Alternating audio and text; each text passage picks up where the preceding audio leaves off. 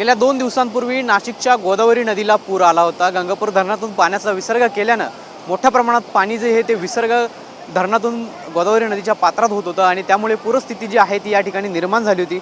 मात्र आज जरी पूर ओसरला असला तरी देखील या ठिकाणी पाण्याचा प्रवाह जो आहे तो देखील आपल्याला मोठ्या प्रमाणात असल्याचं या ठिकाणी पाहायला मिळतंय। या ठिकाणी जे गोदाकाठ परिसरात आलेले पर्यटक आहेत, भाविक आहेत, त्यांच्याकडून या ठिकाणी आपल्याला स्टंटबाजी सुरू असल्याचं पाहायला मिळतंय। खरं तर या ठिकाणी पाण्यातून जीव घेणं जे प्रवास आहे तो देखील नागरिकांचा या ठिकाणी सुरू असल्याचं आपल्याला पाहायला मिळतंय।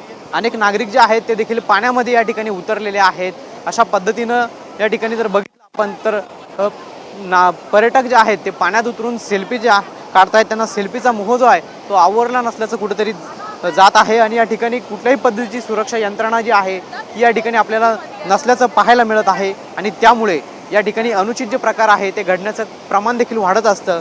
असे प्रकार घडू नये यासाठी सुरक्षा रक्षक तैनात करण्यात आलेले, मात्र हे सुरक्षा रक्षक कुठल्याही पद्धतीनं आपल्याला नसल्याचं पाहायला मिळतंय आणि नागरिकांकडून अशा पद्धतीची रिस्क जी आहे ती पाण्यात उतरल्याची घेतली जात असल्याचं पाहायला मिळतंय। दृश्यामध्ये जर बघितलं तर अशा पद्धतीनं जे नागरिक आहेत ते आपल्या पाल्यांना घेऊन देखील पाण्यात उतरलेले आहेत आणि भविष्यातील परिणामी जे संभाव्य धोके आहेत त्याला सामोरे जाण्याची शक्यता या ठिकाणी नाकारता येत नाहीये। कॅमेरा पर्सन प्रसाद पवारसह पवन येवले, TV9 मराठी, नाशिक।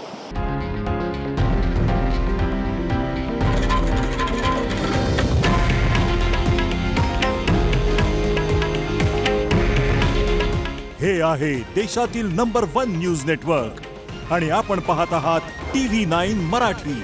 काळजी तुमची, हित महाराष्ट्राचं।